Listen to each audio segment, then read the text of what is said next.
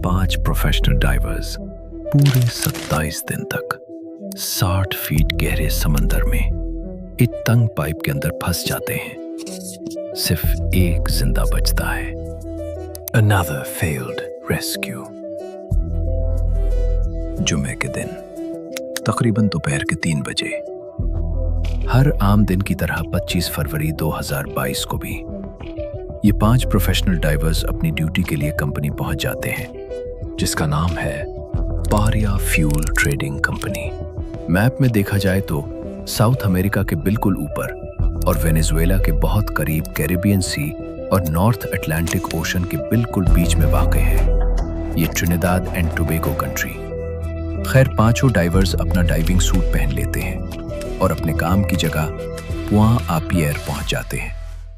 ये एक U shape pipeline थी जिसकी लंबाई 1200 फीट थी और सी लेवल से 60 फुट नीचे थी, जिसके एक हिस्से में शिप अपना क्रूड ऑयल को अनलोड करती थी, जिसे बर्थ 5 कहा जाता है। यही क्रूड ऑयल इसी पाइपलाइन के जरिए बर्थ 6 में पहुंचती थी, जहां ऑयल रिफाइनरी मौजूद थी और वहां इस ऑयल को रिफाइन किया जाता था। क्रिस्टोफर बूदरम, कजीम अली जूनियर, यूसुफ हेनरी, ऋषि नगसार, फाइजल कुर्बान, पिछले बार की तरह इस बार भी ये 5 डाइवर्स हैबिटेट बेल में बैठ जाते हैं और एक क्रेन की मदद से बर्थ 6 तक पहुंचाए जाते हैं। हैबिटेट बेल क्या है? समझो ये एक बंद कमरा होता है जो एयर प्रेशर से भरी होती है और यही एयर प्रेशर डाइवर्स को समंदर के अंदर एक महफूज जगह फराहम करती है ताकि वो आसानी से पाइपलाइन पर काम कर सके, और इसका साइज तकरीबन 8 बाय 8 फुट होता है। हैबिटेट बेल को बर्थ 6 के पाइप के ऊपर लगाते वक्त पानी हैबिटेट बेल के अंदर भी दाखिल होता है, लेकिन इसी पानी को हैबिटेट बेल अपनी एयर प्रेशर की मदद से नीचे की तरफ धकेलकर मून पूल के जरिए बाहर निकाल देता था। बेल के नीचे मौजूद इस खुले हिस्से को मून पूल कहा जाता है। उस दिन इन डाइवर्स का काम था कि उस पाइपलाइन के ऊपर के हिस्से से एक इन्फ्लेटेबल प्लग को निकालना। अब ये इन्फ्लेटेबल प्लग क्या चीज़ है? उस प्लग का काम था कि पाइप के अंदर मौजूद हाइड्रोकार्बन को बाहर आने से रोकना।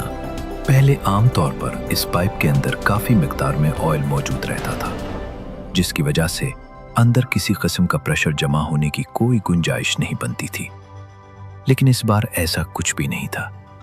बदकिस्मती से पाइप के अंदर ना तो तेल मौजूद था और ना ही उसे कई हफ्तों से इस्तेमाल किया गया था। इसी वजह से इसके अंदर लो प्रेशर पैदा हो चुका था, जबकि ऊपर हैबिटेट बेल के अंदर जहां डाइवर्स मौजूद थे वहां हाई प्रेशर बन गया था। आसान अल्फाज में समझाऊं तो फर्ज करें आपके पास 2 वाटर टैंक हैं। लेफ्ट साइड वाला टैंक मुकम्मल पानी से भरा है, जबकि राइट साइड वाला टैंक सिर्फ 30% भरा है। दोनों टैंक एक पाइप के जरिए आपस में जुड़े हुए हैं और इस पाइप के दरमियान एक प्लग लगा हुआ है। अब जो टैंक ज्यादा भरा हुआ है वो उस प्लग और पाइप पर ज्यादा दबाव डालेगा, यानी वहां हाई प्रेशर बन जाएगा। तो जैसे ही ये प्लग हटाया जाएगा, पानी तेजी से कम दबाव वाले टैंक की तरफ चलेगा, और अगर उस वक्त कोई शख्स इस पाइप के करीब खड़ा हो तो यही तेज दबाव उसे अपनी तरफ खींचकर कम पानी वाले टैंक की तरफ ले जाएगा। और बिल्कुल ऐसा ही पारिया इंसिडेंट में हुआ। अब गौर से सुनो, गलती कहाँ हुई। जब इससे पहले की इंस्पेक्शन की थी उन डाइवर्स ने इस पाइप के अंदर, तो काम खत्म करते वक्त उन डाइवर्स ने इस इन्फ्लेटेबल प्लग को अच्छी तरह से बंद नहीं किया था, जिसकी वजह से पाइप के अंदर लो प्रेशर बन गया था। जिस दिन हादसा हुआ, इसी दिन ये 5 डाइवर्स जब हैबिटेट बेल के अंदर गए तो पीछे से मून पूल का दरवाजा अच्छी तरह से बंद नहीं किया, और ये काम था सरफेस टीम इंजीनियर्स का। अब यहाँ पर एक साथ 3 किस्म के प्रेशर बन गए। पाइप के अंदर लो प्रेशर, हैबिटेट बेल के अंदर हाई प्रेशर और मून पूल पर समंदर की पानी का प्रेशर। तो अब जैसे ही उन डाइवर्स ने इस इन्फ्लेटेबल प्लग को निकाला तो बेल का प्रेशर नीचे की तरफ पाइप में चला जाता है, और बेल में प्रेशर कम पड़ने की वजह से समंदर के पानी का प्रेशर मून पूल को जोर से पुश करके पानी तेजी से अंदर दाखिल होती है और पाइप के अंदर एक इंतहाई खतरनाक और बेकाबू वायलेंट सक्शन पैदा हो जाती है, इतनी ताकतवर कि डाइवर्स को संभलने का एक लम्हा भी न मिल सका और एक ही झटके में इस खिंचाव ने उन पांचों डाइवर्स को अपनी तरफ घसीटकर तकरीबन 120 फीट दूर अंधेरे और तंग पाइप के अंदर धकेल दिया, अपने ऑक्सीजन सिलेंडर समेत पूरे 90 सेकंड्स तक। ये हौलनाक खिंचाव उन डाइवर्स को बेरहमी से अपनी तरफ खींचते रहा। इसी दौरान काजिम और यूसुफ के पांव बुरी तरह टूट गए। दर्द, अंधेरा और खौफ सब एक साथ उन पर टूट पड़ी। लेकिन इसी तबाही के बीच सिर्फ एक चीज उनका साथ दे रही थी कि जहां ये लोग फंसे थे वो जगह तोड़ी ऊपर की तरफ टेढ़ी थी और उनके जिस्म भी तोड़े टेढ़े हुए थे। इसका मतलब कि ये पाइप सीधी नहीं थी बल्कि ऊपर नीचे कर्व्ड शेप में थी और ये लोग पाइप के ऊपर वाले हिस्से में जाकर फंस चुके थे जहां पानी की सतह नीचे थी, जहां मुश्किल से ही सही पर ये लोग सांस ले पा रहे थे। सब जोर जोर से चीख रहे थे, हम पाइप के अंदर फंस गए हैं, हमें यहां से निकालो। मगर उनकी आवाजें इस तंग अंधेरे पाइप में ही दब कर रह जाती थी। और दूसरी तरफ पाइप के अंदर थोड़ा क्रूड ऑयल मौजूद था, जिसकी वजह से सबकी आंखें बुरी तरह जल रही थीं और उन्हें कुछ भी साफ दिखाई नहीं दे रहा था। हर तरफ बस धुंधलापन और तकलीफ ही तकलीफ थी।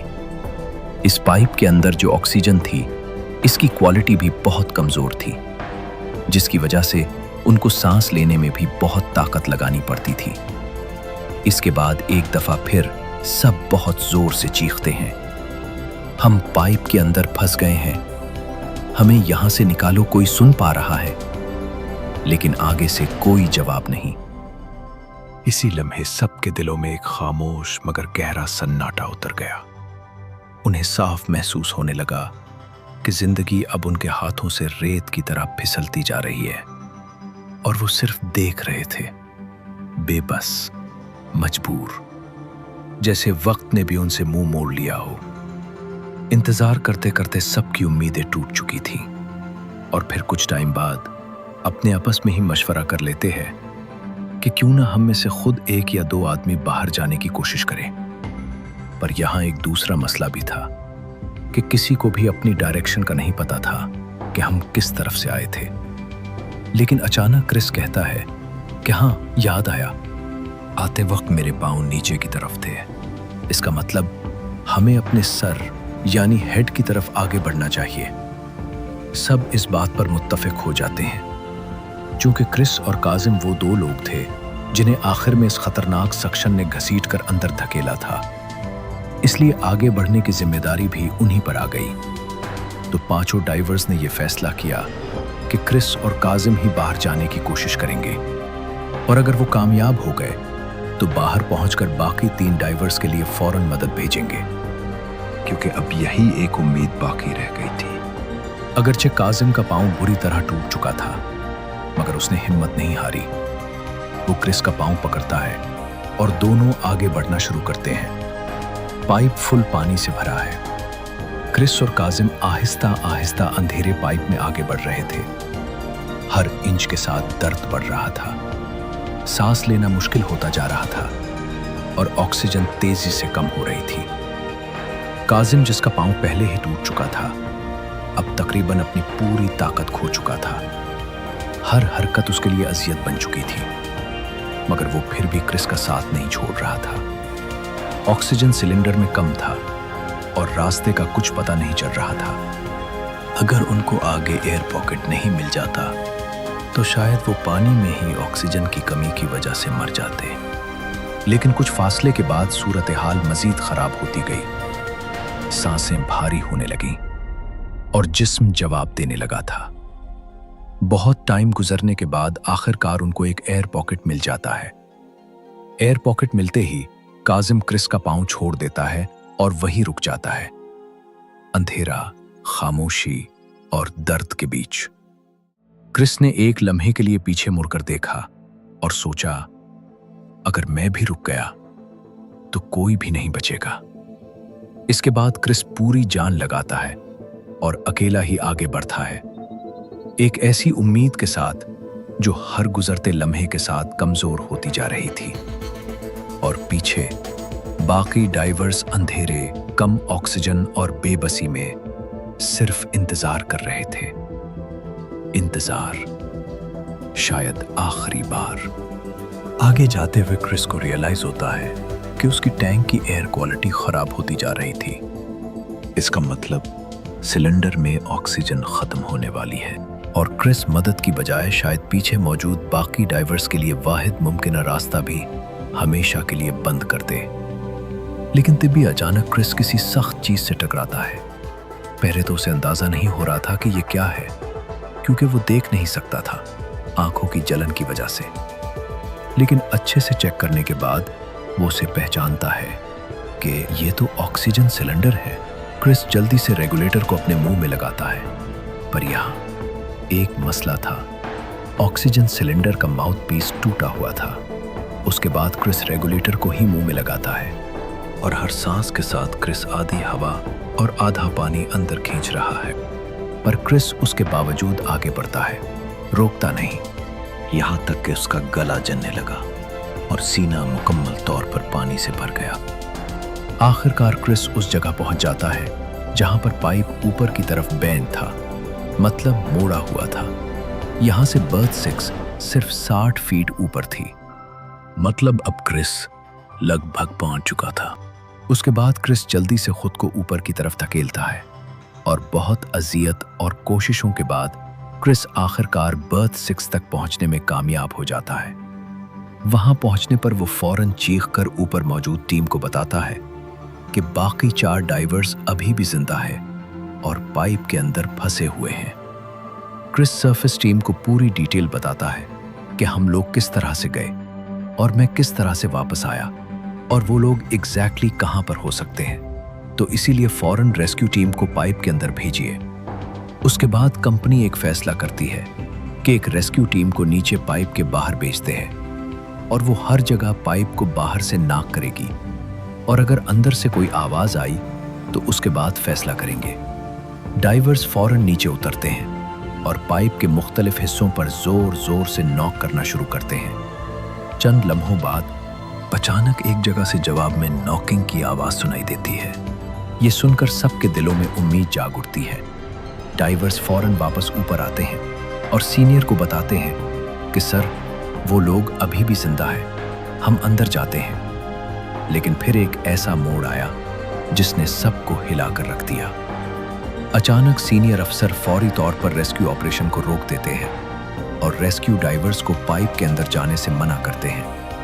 हालांकि रेस्क्यू डाइवर्स इंसिस्ट भी करते हैं कि वहां पर डाइवर्स मर रहे हैं और वो हमारी राह देख रहे हैं, पर सीनियर मानने को तैयार नहीं थे और उन चारों डाइवर्स को वही मरने छोड़ देते हैं। रिपोर्ट के मुताबिक जब क्रिस बाहर निकला तो तकरीबन 4 घंटे गुजर चुके थे, यानी अगर फैसला बरवक्त लिया जाता तो ये रेस्क्यू सिर्फ 2 से 3 घंटों में मुमकिन था। मगर इस ताखीर ने सब कुछ बदल कर रख दिया।